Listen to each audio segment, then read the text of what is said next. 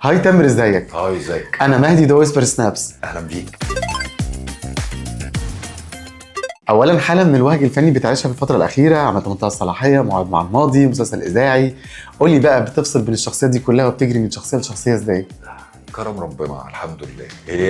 هي بص، هي مش حاجه معينه، بس انت كل ما بتركز في الحاجه اللي انت بتدخل فيها بعد ده شويه بيسحب من الاثار اللي متبقيه من قبل، يعني على قد ما بتقدر. بس طبعا بيبقى في النص، يعني على قد ما تقدر بقى، بتبقى سفر، بتبقى قرايه، بتبقى خروجات، الحاجات اللي تقدر تفصل بيها يعني.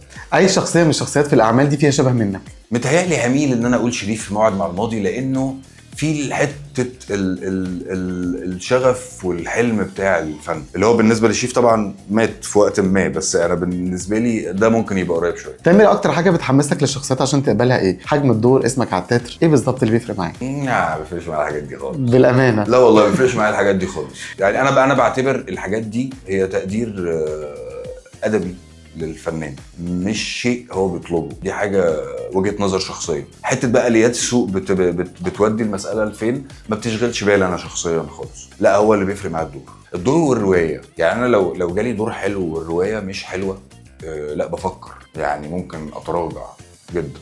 انت ممكن تقبل دور انت مش راضي عنه بنسبه 100%؟ يعني والله لا، يعني الحمد لله ما حصليش بنسبه 100% دي. ممكن تبقى صدف بقى، انت اوقات ممكن يبقى عاجبك الدور فيجي التنفيذ يوديه في حته تانية، دي قصه تانية. لكن ان انا اقبل دور مش عاجبني 100%، لا ولا 50%. تامر، ممكن تقبل دور عشان النجم اللي بيشاركك الدور ده نجم كبير جدا، فانت يشرفك مثلا انك تتمثل قدامه؟ انا يشرفني امثل مع كل الناس، انا بحب الناس كلها، بس لو الدور مش عاجبني لا، حتى لو كان اكتر واحد نفسي اشتغل معاه. عملت مسلسل اذاعي جامد جدا.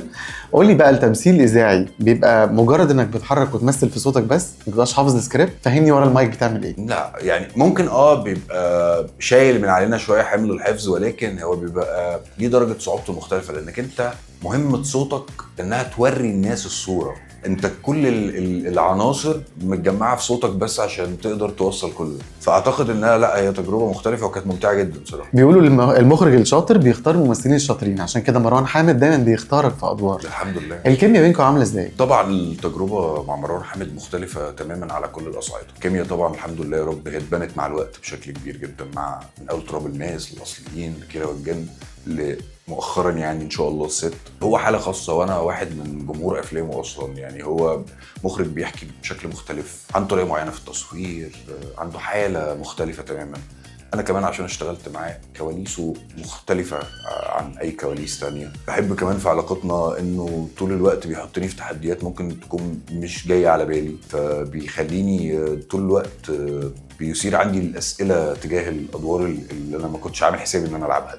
تامر، قول لي، انت الادوار الكوميديه بعيده عنك شويه؟ لا، اصل انا بشوف اصل هي تصنيفنا للكوميديا او تفسيرنا للكوميديا عامله ازاي، هو ده اللي بيخلينا نستقبل الممثل عامل ازاي. يعني انا بشوف من وجهه نظري، مش وبعض الجمهور كمان شاف ده معايا، انه امير في رشيد كان عنده مناطق فيها ضحك.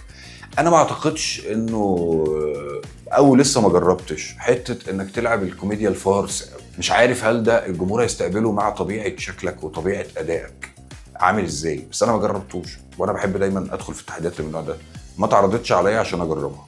ولكن على مستوى حته انك تضحك في دور، انا بميل اكتر حتى في الفرجه للكوميديا بتاعه الموقف. الكوميديا اللي كانت عند فؤاد المهندس، الكوميديا اللي كانت عند عبد المنعم مدبولي، الكوميديا اللي من النوع ده انا بالنسبه لي اقرب ليه. دلوقتي احنا في ويسبر سنابس بنلعب لعبه في اخر الحوار. انت هتبقى صاحب مشروع، المشروع ده هو شركه انتاج، هتقولي ممثل هتنتج له افلام، اول انتاج افلامك في الشركه دي. اول انتاج افلامي؟ يعني لو مش انا، لو مش انت، هنتج تايسون. اشمعنى تايسون؟ تايسون صاحبي وانا بحبه جدا على المستوى الفني كمان. شركه انتاجك هتنتج دراما اكتر ولا سينما اكتر؟ الحدوته هتحكمني. انت مش مقرر يعني؟ لا مش مقرر، بالعكس هنتج الاثنين. لو هتعمل فرع تنتج البومات في الشركه بتاعتك بتاعت الانتاج، هتنتج البوم غنائي لمين؟ غنائي لمين؟ عم بهاء سلطان طبعا. شركه الانتاج بتاعتك هتكتب عليها ممنوع الدخول نقط، هيكون لمين؟ لاي حد فاكر ان الفن بشو استعراضي واي كلام من الكلام ده. هتنتج اكبر فيلم ليك انت، هتختار مين البطله معاك؟ مين البطله معاك؟ ده موضوع صعب. اعتقد هختار ماريون كوتيلارد. اوكي، اختار اسم شركه الانتاج بتاعتك. اسم شركه الانتاج بتاعتي، انا بحب اسم الفرقه المسرحيه اللي كنا عاملينها انا وتايسون ومحمد عز الدين وبتاع. اختار اسم فرقه العطر. طيب قبل ما امشي واقول لك باي باي، عايز اقول لك من منتهى الصلاحيه، مين منتهى الصلاحيه عندك في حياتك من اصدقائك؟ اما يعمل ايه تقول له انت منتهى الصلاحيه عندي؟ لما يكون كذاب. لو هتاخد موعد من الماضي مع حد قبل كده هيكون مين؟ سواء مشهور او حد عايز عليك. يعني ابويا الله يرحمه.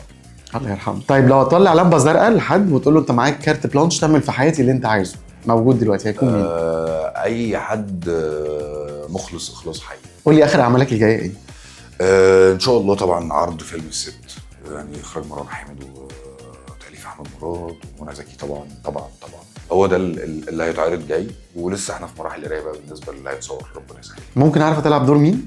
انا بلعب دور القصبجي. القصبجي.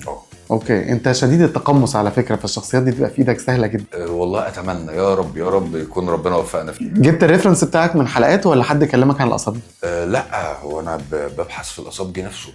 فهو القصبجي برضو كان في عطله شويه، لانه القصبجي ما عندوش داتا كتير جدا، ولكن ذاكرته من خلال ام كلثوم.